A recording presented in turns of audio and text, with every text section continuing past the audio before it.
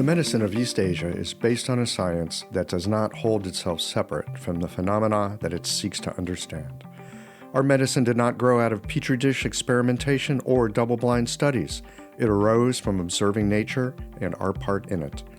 East Asian medicine evolves not from the examination of dead structures, but rather from living systems with their complex, mutually entangled interactions. Welcome to Qiological. I'm Michael Max, the host of this podcast that goes in depth on issues pertinent to practitioners and students of East Asian medicine. Dialogue and discussion have always been elemental to Chinese and other East Asian medicines. Listen into these conversations with experienced practitioners that go deep into how this ancient medicine is alive and unfolding in the modern clinic.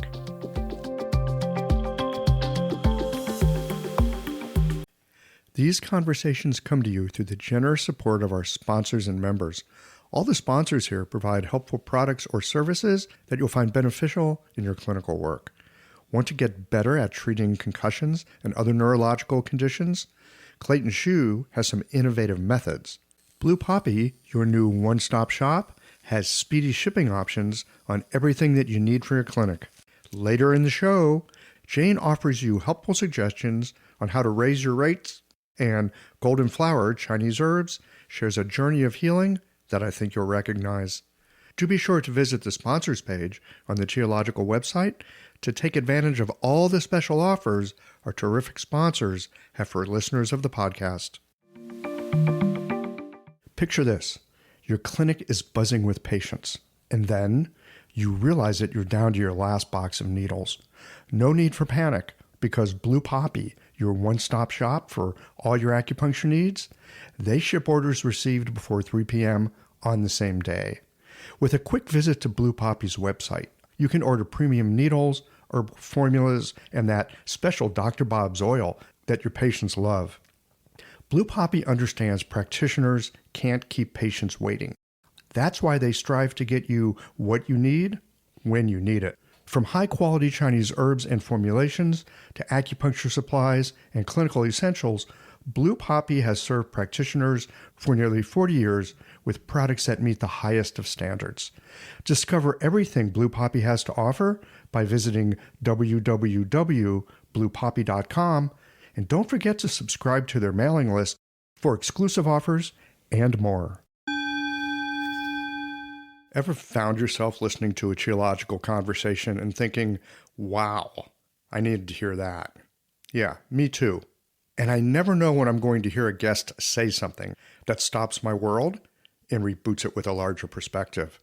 If these conversations have ever helped you to feel more grounded, more inspired, or just less alone in this strange and wonderful work we do, consider becoming a member or supporting the podcast with a bit of tithing to the donation jar.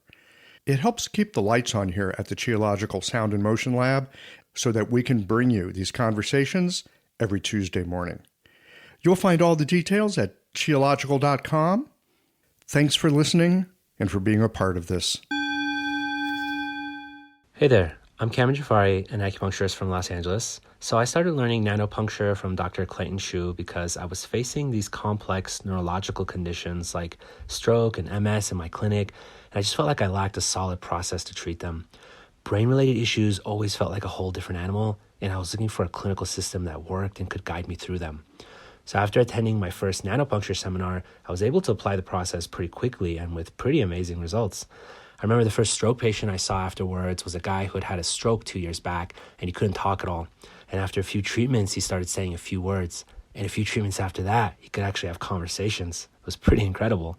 So this is why I feel like nanopuncture is the future of acupuncture neurology. And you can be a part of that. Their next seminar is on treating concussions and is being co-taught by both Dr. Shu and Dr. Ayla Wolf in New York City on April 26th and 27th. To learn more, visit nanopunctureseminars.com.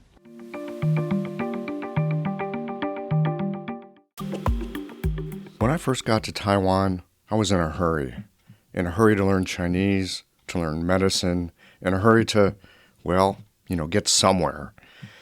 And from that first week, I kept hearing people use the phrase in Chinese, man man lai, take your time. Dang it, I didn't have time to take it easy. I had things to do. Going slow and taking it easy, it didn't seem like a way to achieve my goals. Sounds familiar, doesn't it? But over time, I learned there was more to this Chinese phrase, man man lai, than I realized. Later on in the show, I'm going to unpack these characters for you and the real meaning of the phrase, which I think you'll find not only helpful for yourself, but for your patients as well.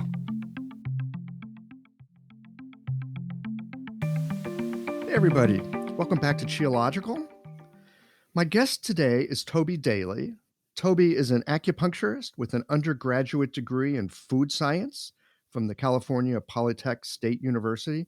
And in 2006, he completed a PhD in classical Chinese medicine with Jeffrey Yuan. If you're a regular listener to the show, you've already heard him recently talking a bit about the Chinese Nutritional Strategies app, which he's created and he's sponsored the show with it a few times.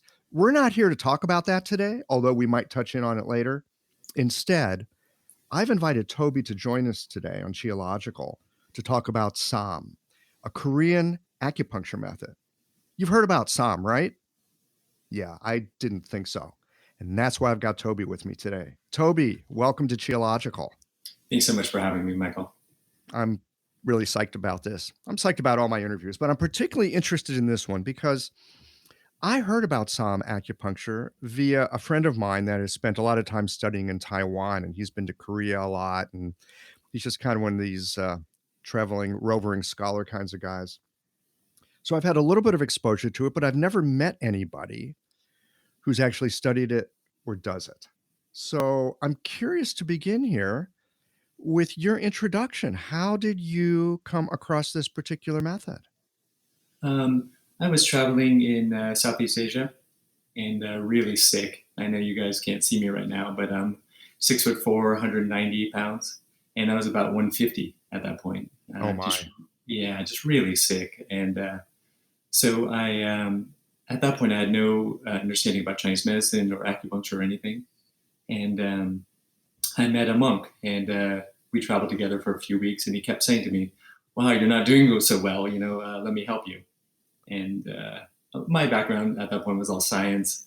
My grandfather was a medical doctor. So putting needles in me, I didn't think would do anything.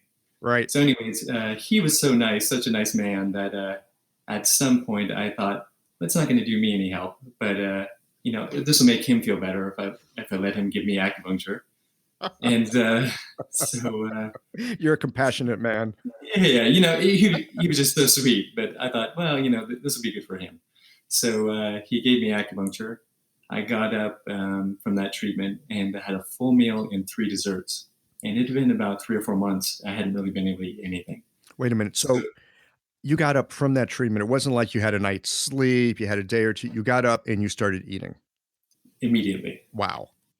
So my mind switched pretty quickly from this is some kind of voodoo, you have to believe in it kind of thing, to like, whoa, that's very powerful. Just 4 needles. Right. What? Just 4 needles. What the heck was that? Right. So basically you were, a lot of people have stories similar to this. They got sick in some way, but you're the first person I've talked to that learned something from a traveling monk. Where did he learn it? Do you know? I mean, well, actually, let me back up for a moment. Is he the one who taught you this stuff? Yes. He is. Okay. Tell us a bit about where this Saam acupuncture comes from. Where did he learn it, and where does, how do we trace this back? What's the lineage here? Right. So Saam he's a Korean Buddhist monk, and he was a traveling monk.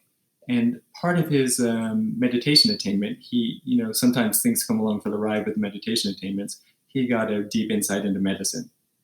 So then he just started performing acupuncture. It's about 400 years ago in Korea, so we don't know the details. Mm-hmm. But then his followers started recording his treatments. And now we have that text now, the 400-year-old text. This is not the first time that there's been some sort of a master who didn't really write stuff down, but his students did. Right. I mean, he was a wandering monk, just a bowl and robes, no monastery even. So, he was just doing his thing in the forest. Right. So he had some sort of insight, something came through for him while meditating. He's got a system of acupuncture that came through that's been transmitted. Tell us a bit about this system. How's it different than the stuff that we learned in school? I mean, we've all got a background in TCM because, that's what you need to get to walk through the gate of medicine here. How's this stuff different?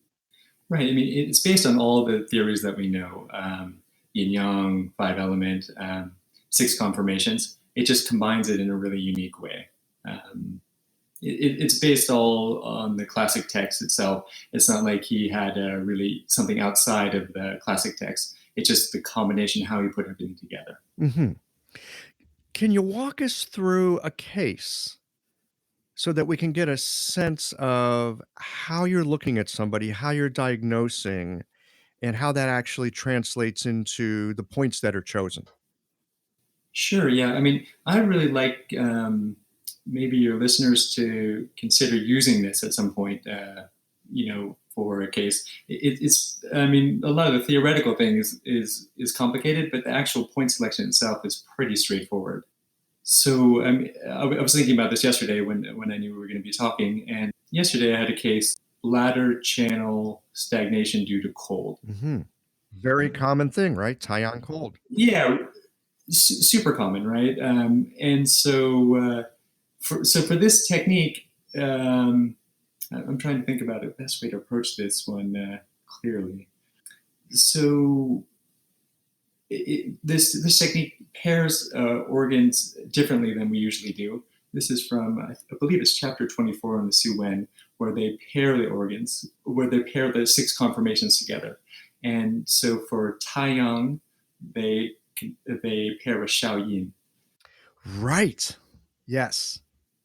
You're familiar with that one. So the tradition that Feng Shilun and Dr. Hu Shu, yeah, there are some other people that really look at this six confirmation thing and talk about the same thing. That's really fascinating. So tell us more about this pairing of the Taiyang and the Yin. Right. So this pairing is urinary bladder and heart, which we usually don't ever pair, but it makes a lot of sense. So for this system, urinary bladder is obviously water element, and Taiyang, which is associated with cold water. So urinary bladder for this system, we always think about as just really icy cold water, and then it's paired with heart, which is fire, obviously, which we know, and Yin, which is fire. So it may, when you stop and think about it, it's an obvious pairing that we don't. It is obvious. So yeah, right? We don't usually think about that as a pairing, bladder and heart.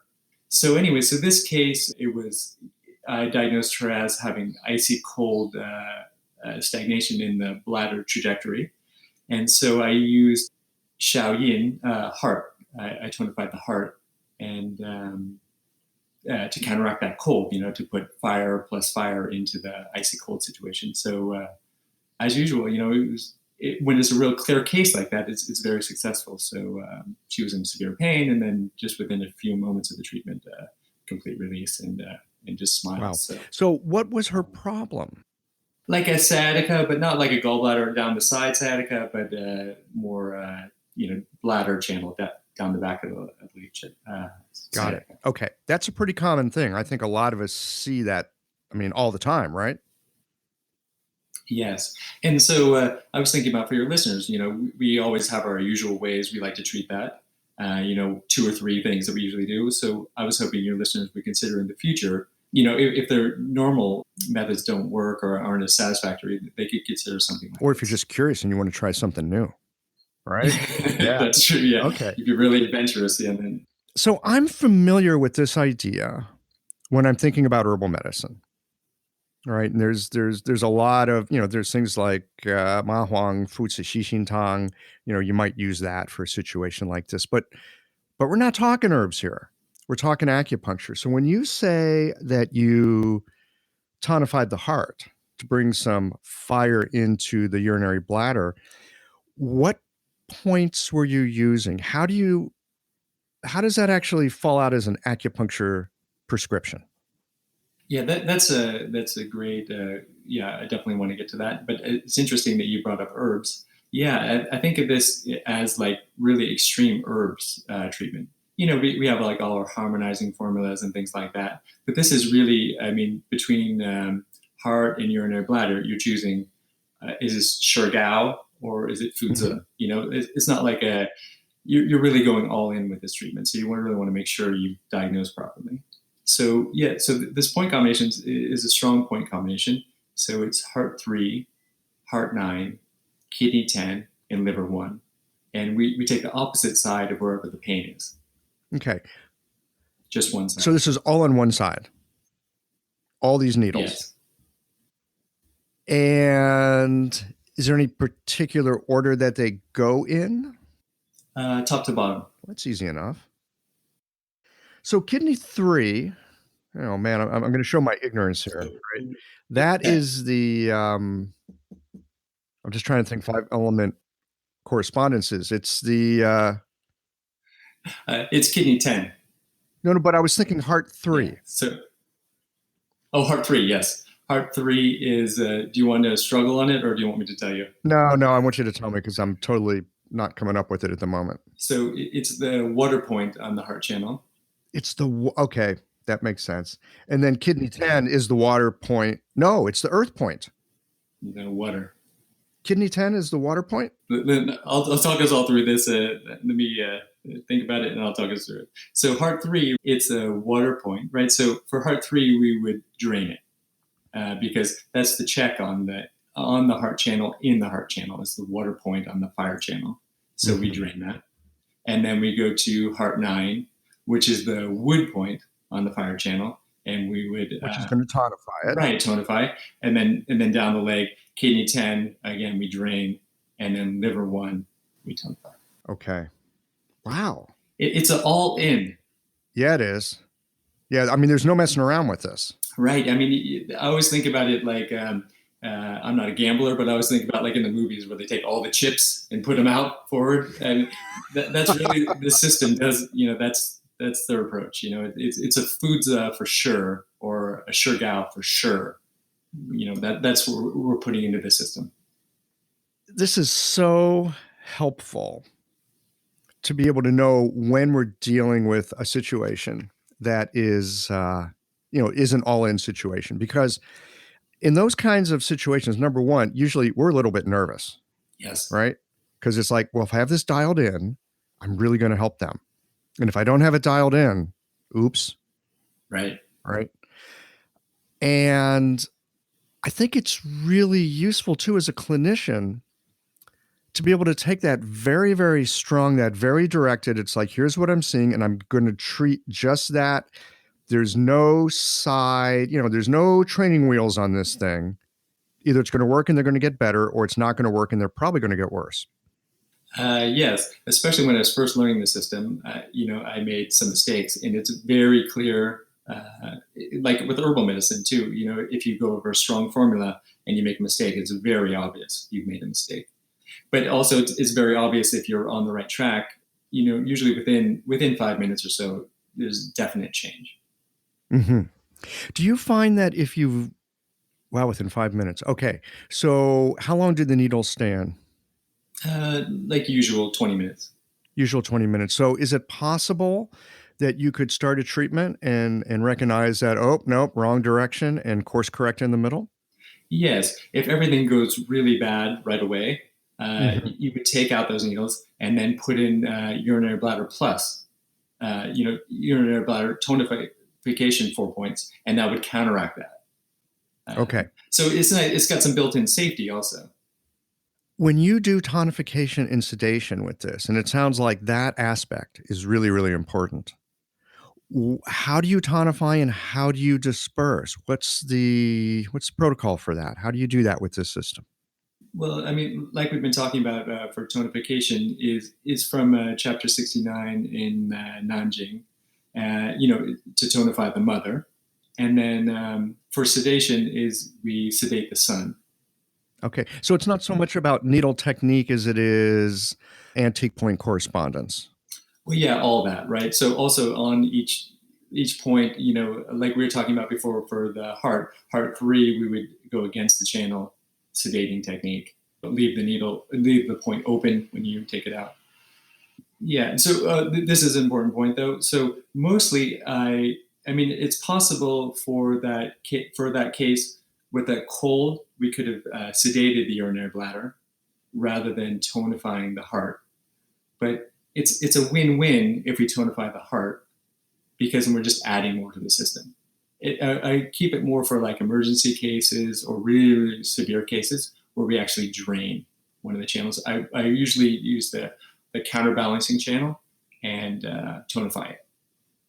Okay. Are there any books on this? Yes, there's a translation of the Saam text, but it doesn't. It jumps right into the combinations. So we're kind of talking about the kindergarten level of this one, where we take the 4 points and do exactly what's right. But Saam himself in the text, he breaks these apart and combines them. So the text that's available is really good text, but it jumps right into college level combinations.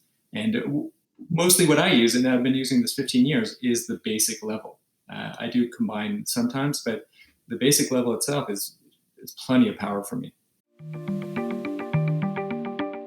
This episode is brought to you by Jing, the clinic management software that I use to keep my practice running smoothly. So, let's talk about something that can be a little bit uncomfortable: raising your fees. I know, this is something that might feel awkward, but it doesn't have to. With a bit of planning and care, you can handle it in a way that feels right for you and your patients. One tip: give yourself at least 2 months to prepare. This gives you time to get comfortable with the change and let your patients know what's happening. You can share the news through emails, booking reminders, or even just a friendly little sign in your clinic, and avoid over-apologizing. Instead, keep it straightforward and matter of fact. Keeping things consistent across the ways that you communicate can really help avoid confusion. Fee increases aren't always easy, but you're not on your own here.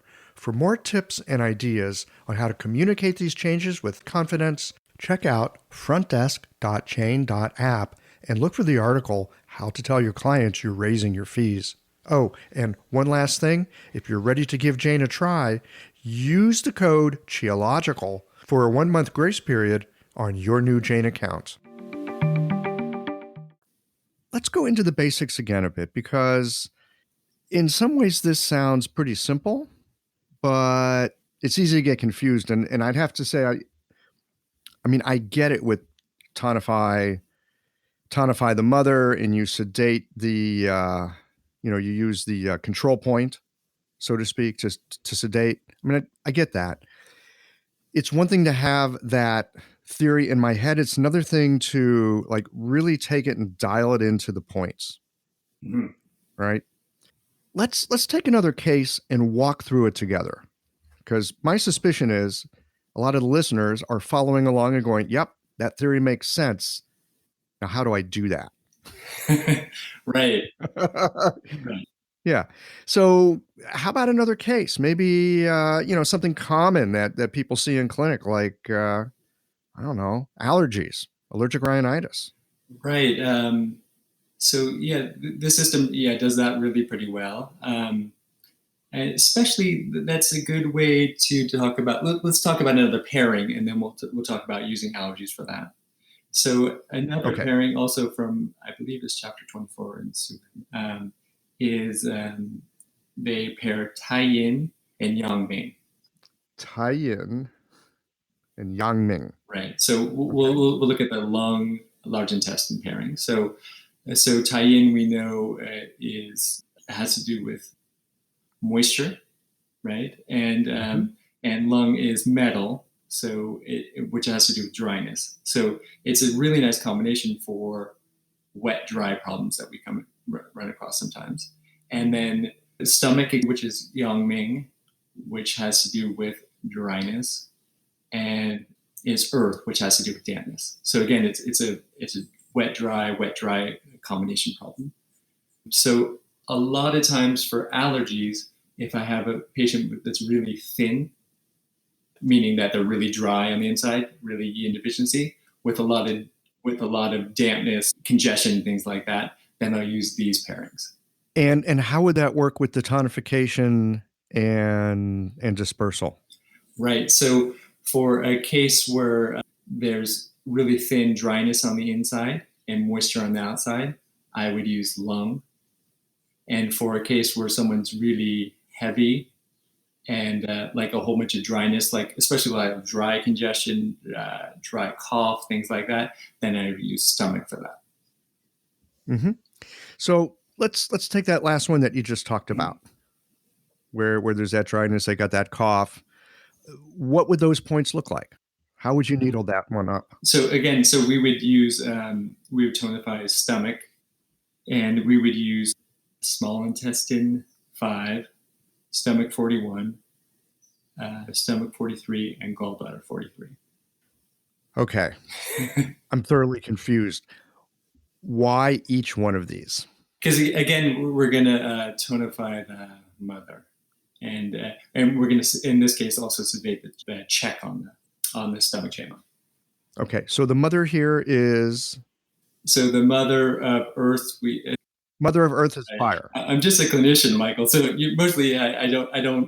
When I'm with the patient, right, I don't think, oh, okay, who's the mother of this, right? So I really have to stop and textbook think about this. Yes. So small intestine 5, right, is fire point on fire channel.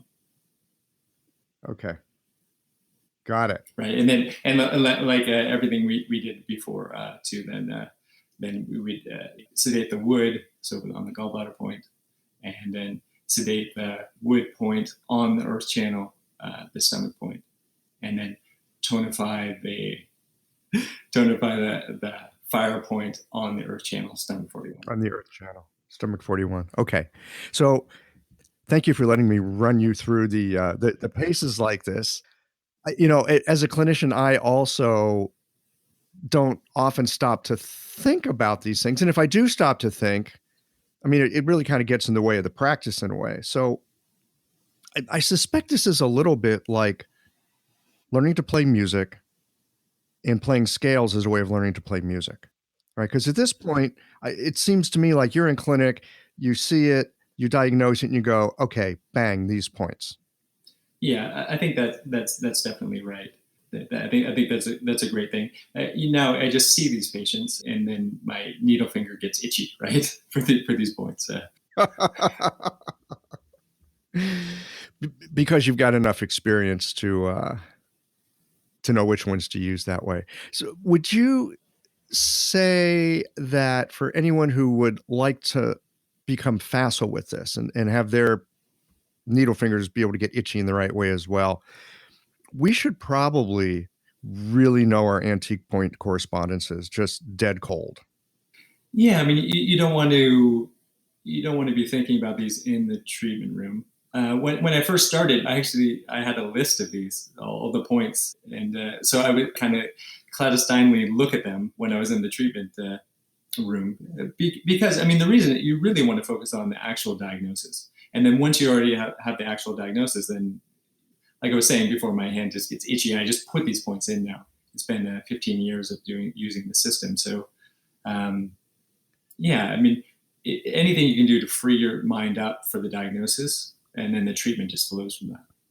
I mean, having a cheat sheet's not a bad idea. I can remember doing that early on in my acupuncture career. I had a clipboard with a couple of little cheat sheet charts that were underneath my notes. So I could just lift up my clinic notes at any point and take a quick look. Oh yeah, right. It's that one, right? What's opposite the clock of large intestine? Oh yeah, right. Yeah, that one. With this allergies scenario, would you treat just one side again? Or would you go for both? Yeah, I mean, so the general heuristic for this is if it's a severe case, you can do both. Usually I start with just one side, and for males on the left and females on the right. It's not that many needles, is it? No, but there's some doozies. We end up with a lot of jing well points.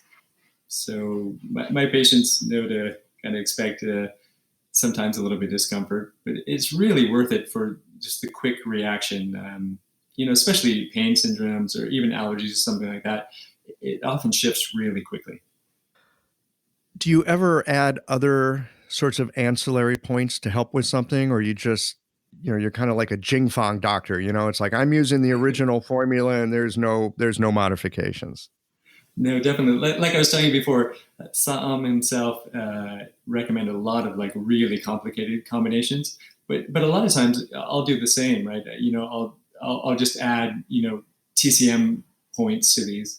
Oftentimes you don't need them, but every once in a while, if I take one side on the patient and I don't want to do another full 4 points on the other side, I'll add like Li4 to a headache or something like that. So it's definitely compatible to a little bit of modification. I hope you've been enjoying this conversation with Toby.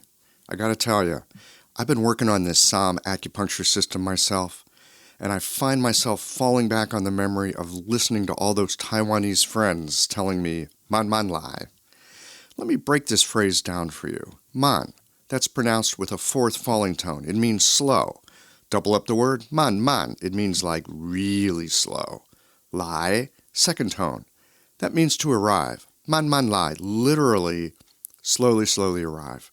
When I first heard this phrase, I thought it meant don't care so much or be lax. I was wrong. It means none of those. Slowly, slowly arrive means take your time and keep your focus. Be attentive to what you're working on. Move slowly enough to have a full experience.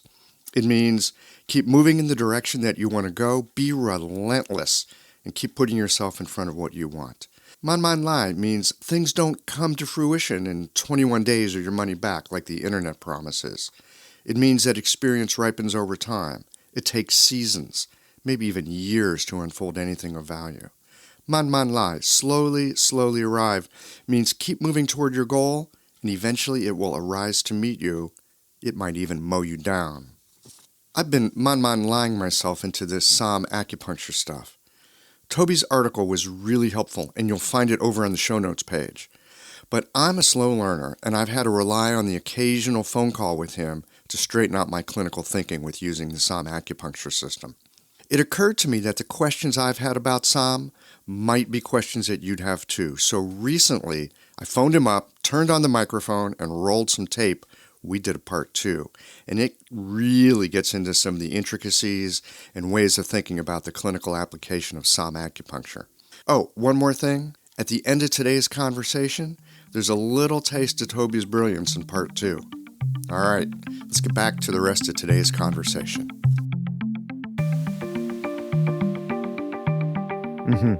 Okay.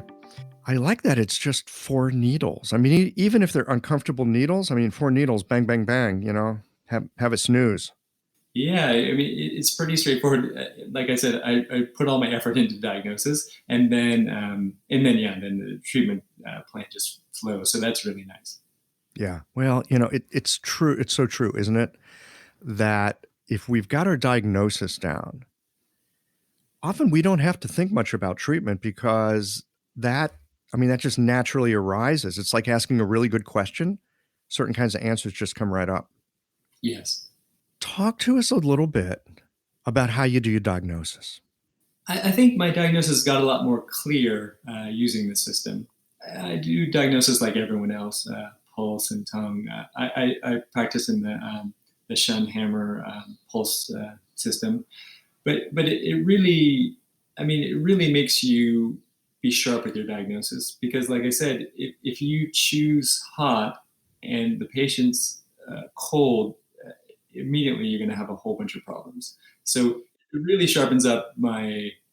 A lot of times, we use like a TCM system. We can really, go for a balancing treatment or harmonizing or something like that. Where you just kind of let the body do whatever it wants. You put a little push on it. This system is really, like I was saying before, you put all the chips in for your bet. So it's really made my diagnosis. I put a huge amount of making sure that that's right before I put the needles in. And it sounds like you're basically using an 8 parameters kind of diagnosis. Is it hot? Is it cold? Is it interior? Is it exterior? Is it wet? Is it dry? These kinds of things. Absolutely. But sometimes, we give like a little nod to the 8 parameters. But this one, you definitely have to decide, is it internal? Is it external? like we were talking before about for the allergies about the stomach channel, right? We have to really decide, is that dampness inside, and it's dryness on the outside? Then only then can we use the stomach channel. How would you differentiate dampness on the inside versus dampness on the outside? What does that look like in a patient who walks in? How would they look different? Right. I mean, so that's a great question. One of the easiest way is if someone's overweight, we always think about dampness on the inside. And then I look at the skin. I really check the skin a lot to see what the quality of the skin is. And then ask people, do you use a lot of moisturizers, things like that. So a lot of times you can cover up really dry skin with like high quality moisturizer or something like that. Mm-hmm. So I always palpate and then also ask. So for that case, dampness on the inside and dryness on the outside would be an obese patient with like really dry, flaky skin. That would be the clearest indication for that. Right. That'd be like the exemplary person for that. Yes. Mm-hmm. And then the opposite of them would be skinny. Yes. And then really oily skin, right? So, right, once I started diagnosing like this, I realized that all these clues are out there for us. But, like before using the system, I never really paid that close attention to the skin. But now, just at a glance, you can see if someone has really oily skin. Sometimes, they come in textbook, bone thin and, oily skin with acne and everything like that. And, like I said, then my needle finger gets itchy pretty quick. Oh my goodness, yeah, that would be like, oh good, that's easy, textbook example, here we go, yeah. Everyone, you know what, it happens so rarely for me, maybe I'm just not paying attention, but when something really textbook shows up, my first question is, what am I missing here? It's easy to second guess. Toby, what are some other kinds of things that maybe you used to not pay so much attention to, but because you've really worked on your diagnosis, because you've really learned to look and make these distinctions? What are some things that in the past you might not have noticed that these days they just stand right out?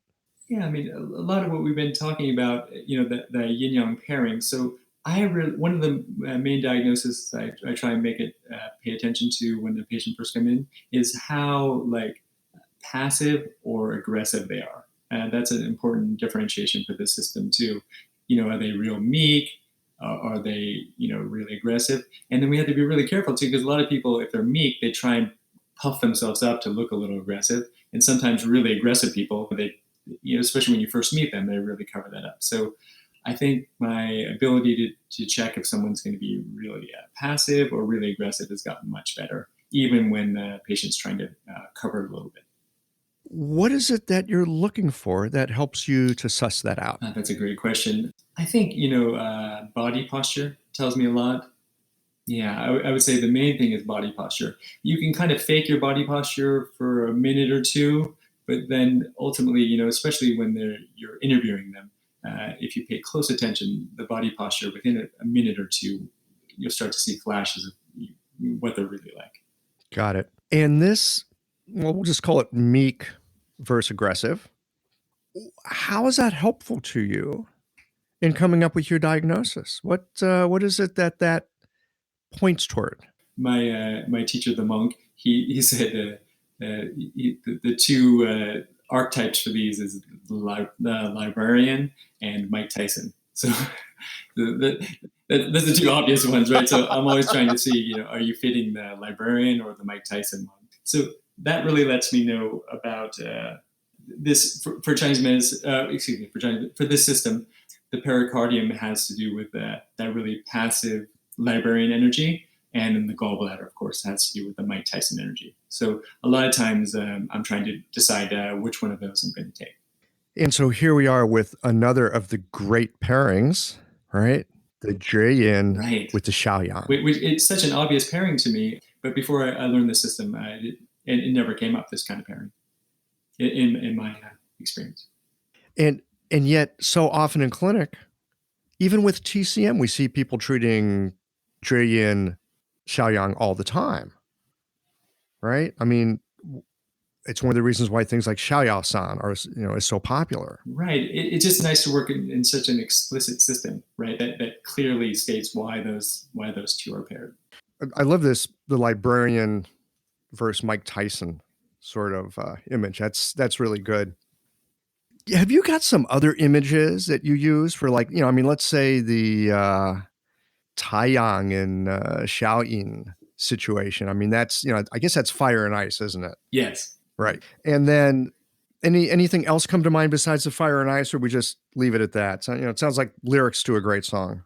It does sound like that. Yeah. So, I mean, like you were saying before, it's just all yin yang pairing. So wet, dry, hot, cold, internal, external, all these kind of things. So I have more like ideas in my mind, but the images for sure, the librarian and the Mike Tyson, that's pretty clear in my mind. That's a good one. Hmm.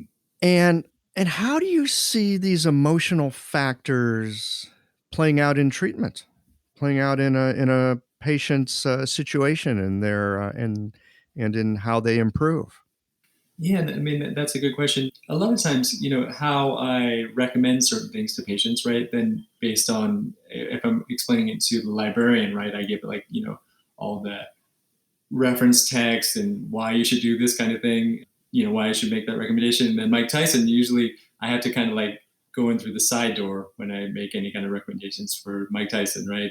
I got that type of patient. I have to make them think it's their idea, that they come up with their idea to make a dietary change or something like that. So I think, yeah, having that diagnosis is really helpful for how you present things to the patient. Imagine this: a patient walks into your clinic. They're carrying more than the pain in their body. There's a story there, a history woven with the stress of long days, the ache of things unsaid, and the quiet longing for something to shift. You listen, not just with your ears, but with your hands, your intuition, your heart. It's not just about needles or a formula. It's about connection, understanding the threads that tie us together, mind, body, and spirit. That is where golden flower Chinese herbs comes in. Rooted in tradition and crafted with care, their formulas are more than herbs. They're a bridge between ancient wisdom and modern practice. Every bottle, a quiet partner in your work, helping you to meet your patients where they are. Because healing isn't just about treating symptoms. It's about creating trust, cultivating belonging, and helping someone feel truly seen. Golden Flower Chinese Herbs, your partner in practice and connection, where tradition meets care. Mm-hmm. So you've been doing this kind of acupuncture for 15 years. Yes. And you learned it from this wandering monk. Yes. Yeah. Okay. So is this wandering monk still teaching people? I mean, if somebody wanted to learn more about this, how would they go about it? Yeah, that's a great question.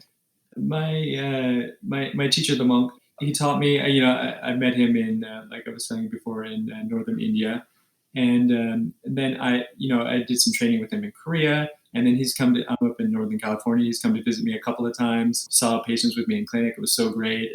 Everything's so great, answering every one of my questions. And a couple of years ago, he stopped talking to me completely. Uh-oh. Yeah, as for him, this was a high compliment. He felt like I understood the medicine and I was in a great shape, so he wouldn't discuss it with me anymore. I didn't agree with this assessment. I feel like I'm just still like struggling to understand this medicine, but so he cut off all contact and he won't answer any questions anymore or anything like that. So I guess supposedly this is a high compliment, but I'm not so sure about it. Well, that's a really traditional kind of thing, isn't it? I mean, don't you usually get thrown out of the monastery once you're at a certain level of understanding? Yeah, maybe, but I don't feel like I've reached any level of understanding, so I think my teacher may have made an error in that. Well, there is that possibility. There's something else that I've heard that goes something like this. If you really want to know something and learn it and understand it deeply, then teach it to someone else. Yeah, I think that's true.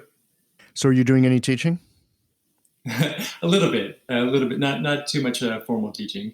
But yeah, I mean, I was so happy that you asked me to come on the program because I really, it's not a very well known system, but I think it's a good system. And so I'm eager for people to try it out. Recently, I wrote an article in the Journal of Chinese Medicine, the current issue, and this is spelled out in a lot more detail. Uh-huh. So for those of you that are listening, this would be a really great place to start is to read Toby's article. Would it be possible to get a reprint of that we could put on the show notes page so people could read that, or do they need to go to the Journal of Chinese Medicine to get it? Do you know? Sure. I don't know right now, but I could ask the Journal of Chinese Medicine. They're really great about reprinting articles and things like that. So I don't see why not. If they are okay with it, then for sure let's put it in the show notes. That'd be great. I Mhm. know for myself, I really want to read this. And I'm so struck in talking with you how this fits in with a lot of this 6-level confirmation stuff that I've been looking at lately that I thought was really only in the herbal tradition, but clearly with this form of acupuncture, it's embedded in the acupuncture tradition as well. Yeah, and I do a lot of herbs myself too. So it's really nice to have a system of diagnosis for both, right? Once you've diagnosed, then it's just clear what to do with acupuncture. It's clear what to do with herbs. Having a sense of clarity in the clinic is such a delight. I mean, I think we all work long and hard to gain that. Yes, anything that can help in the clinic, I'm all for it. Yeah, me too. In terms of, I mean, you were saying this is really good stuff for pain. Are there any other conditions that you think this style of acupuncture is particularly useful for? I use the system for like 90% of what I do. The 10% is when I'm just not sure. I don't feel confident enough with the diagnosis to go all in. But it's really, it's pretty good for everything as long as it needs a strong treatment. Mental stuff, emotional stuff, physical, pain and things like that. It's pretty effective. And like I was telling you before, pretty quickly too. So for those of us that think, oh yeah, acupuncture, it's just kind of harmonizing and regulating, you can't really take people down too bad of a road. It sounds like you would disagree. Yeah, I unfortunately know from personal experience. If you diagnose incorrectly and you take off the check and you really tonify the mother of the wrong idea, you're in bad shape quickly. Like I said, it's nice because you have the safety mechanism. You can take the other channel, the opposite channel, the balancing channel, to correct that really quickly. But yeah, it's unpleasant for the patient when you make that kind of mistake. I suspect it's even more unpleasant if you continue to make a mistake but don't realize that you're doing it. Right, but it's so obvious. The mistake is so obvious. Yeah, it's unmistakable when you've gone in the wrong direction. I'm actually taking that as good news. Yeah, it's right. It's really clear. It's like herbal medicine too. If you kind of do a weak herbal formula, You have no idea what you actually did.